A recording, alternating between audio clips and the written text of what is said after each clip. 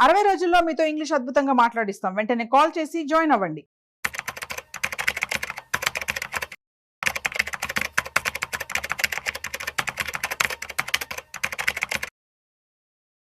Hi hello namaste welcome to business buzz with Rajeev Pasupuleti on Suman TV. So guys, ఇవాళ మనతో ఒక special guest ఉన్నారు. So market చూసినట్టయితే చాలా హెచ్చు తగ్గులు వస్తూ ఉన్నాయి. అయితే ఇవాళ మార్కెట్ అనేది ఎక్కడ క్లోజ్ అయింది, నిఫ్టీ సెన్సెక్స్ రెండు కూడా ఎలా క్లోజ్ అయ్యాయి ఈ వారం కూడా ఈరోజు మనతో చెప్పడానికి ఇవాళ మనతో financial certified planner Madhavi Reddy garu ఉన్నారు. సో వారి మాటల్లో మరింత సమాచారం అడిగి తెలుసుకునే ప్రయత్నం చేద్దాం.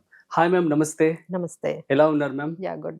Yeah, so thank you so much for coming. And so ఇవాళ మార్కెట్ ఎలా క్లోజ్ అయిందంటే ఏం చెప్తారు మ్యామ్? సో డెఫినెట్లీ అండి. సో నిఫ్టీ అయితే మనకి 24,750 అంటే 82 పాయింట్స్ డౌన్లో క్లోజ్ అయింది. సెన్సెక్స్ ఏమో 81,451 దగ్గర మనకి 182 పాయింట్స్ డౌన్లో మనకి క్లోజ్ అయిందండి. So every one has to understand, మీరు చెప్పినట్టుగా volatility is a new common and new normal.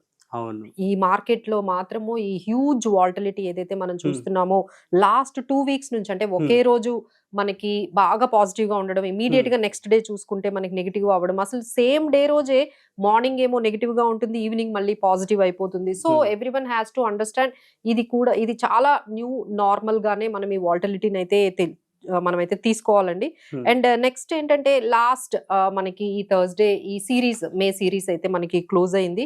So ఇది 5th కన్సిక్యూటివ్ మంత్ అండి. సో పాజిటివ్ గా మే సిరీస్ కూడా ఫైనల్ గా మనకి క్లోజ్ అయింది. అలానే FIIs బయింగ్ కూడా ఈ మేలో మనం చూసుకుంటే 18,000 crores తో వాళ్ళు కూడా పాజిటివ్ గా బై చేశారండి. సో మనం అర్థం చేసుకోవాల్సింది ఏంటంటే మార్కెట్ ఇప్పుడు కన్సాలిడేషన్ ఫేజ్ లో ఉంది, కన్సాలిడేట్ అవుతుంది. సో ఎప్పుడైతే బుల్ ఫేజ్ లో ఉన్నామో ప్రతి చిన్న పాజిటివ్ న్యూస్ కూడా చాలా స్పైక్ అవుతాయి markets.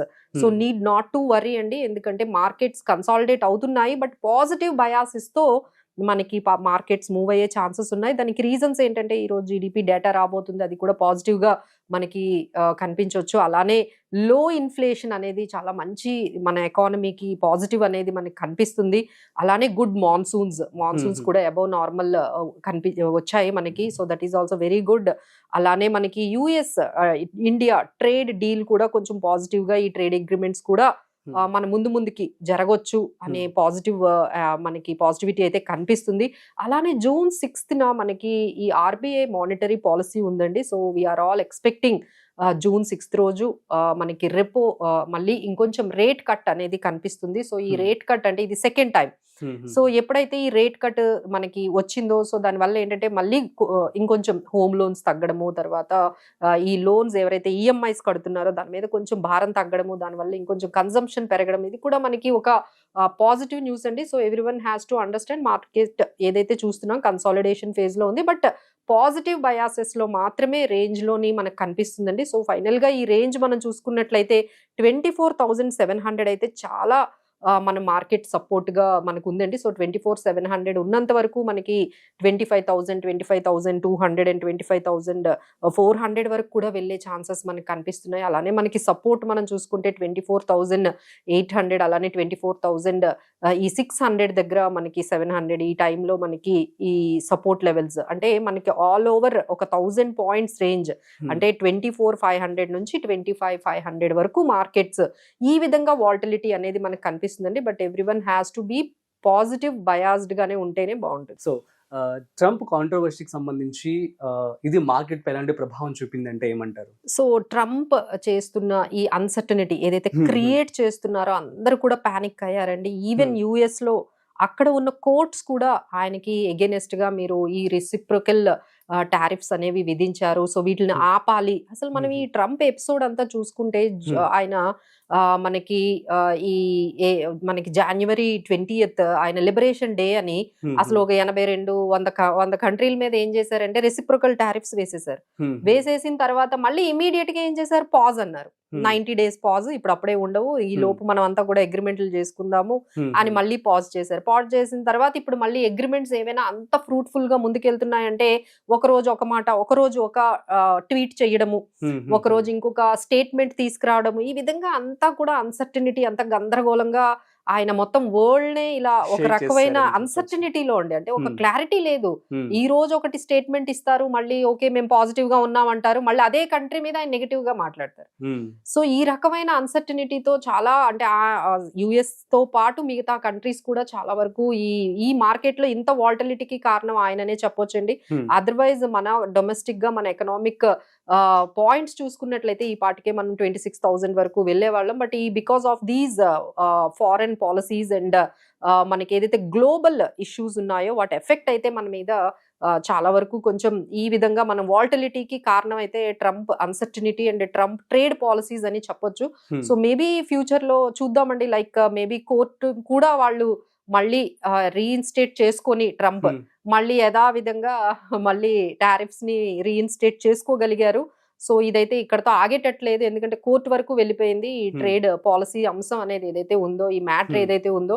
So again every day ఒక న్యూస్ అయితే ఆయన క్రియేట్ అయితే చేస్తూ ఉంటారు, ఏదో Hmm. ఒక సెన్సేషనల్ న్యూస్ అయితే క్రియేట్ చేస్తుంటారు, దానికి తగ్గట్టుగా మార్కెట్స్ అయితే రియాక్ట్ అవుతున్నాయండి. So that's what we're saying now, volatility for the market is a new normal అనేది అర్థమైపోయింది, అందరికి కూడా అలవాటు అయిపోయి ఇంకా Hmm. రోజు మార్కెట్స్ ఆయన ఏదో ఒకటి అనడము, మార్కెట్స్ దానికి రెస్పాండ్ అవ్వడం, ఇట్లా మనకి జరుగుతుంది. సో మ్యామ్, మరి ఇలాంటి పరిస్థితుల మధ్య ఎలాంటి సెక్టార్స్ వైపు మనము ఇన్వెస్ట్మెంట్ చేస్తే బెటర్ అంటారు ఏంటి? యా డెఫినెట్లీ అండి. సో ఇప్పుడు ఏంటంటే మార్కెట్స్ కొంచెం వాల్టిలిటీ వస్తుంది, మీకు ఏదైనా ఆపర్చునిటీ ఉంది, మీరు ఏమైనా బై చేసుకోవాలి, లాంగ్ టర్మ్ గా మనం కొన్ని ఫోకస్ చేయాలి అంటే దేర్ ఆర్ సర్టన్ మనకి సెక్టార్స్ ఉన్నాయండి. అంటే ఈ టైంలో అంటే ఇప్పుడు ఎలాంటి బై చేయాలంటే స్టాక్ స్పెసిఫిక్ గా ఉండాలి, స్పెసిఫిక్ సెక్టార్స్ మీదే మనం కాన్సన్ట్రేట్ చేయాల్సి ఉంటుంది. So need to be very careful. So now we can understand like ఈ ట్రంప్ ట్రేడ్ ఇష్యూస్ కానీ కొంచెం ఈజ్ అయినట్లయితే లైక్ మెటల్ స్టాక్స్ మనం వాటి మీద మనం ఫోకస్ చేయొచ్చు. ఐటీ సెక్టార్ కూడా, ఎన్విడియా కూడా మంచి results ఇచ్చిందండి.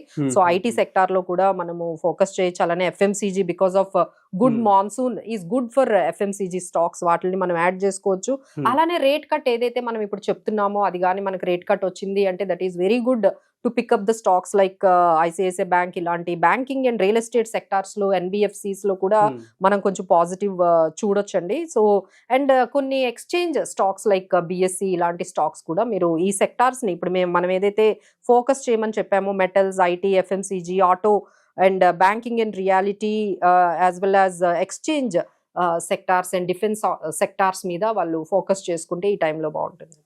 Okay ma'am, so thank you so much. మొత్తానికి అయితే ఈ యొక్క మంత్ పాజిటివ్ గానే క్లోజ్ అని చెప్పంటారు. సో మన నెక్స్ట్ మంత్ ఎలా ఉండొచ్చు అంటే ఏమని చెప్పొచ్చు? సో దట్స్ వాట్ అండి, markets are ready to spike.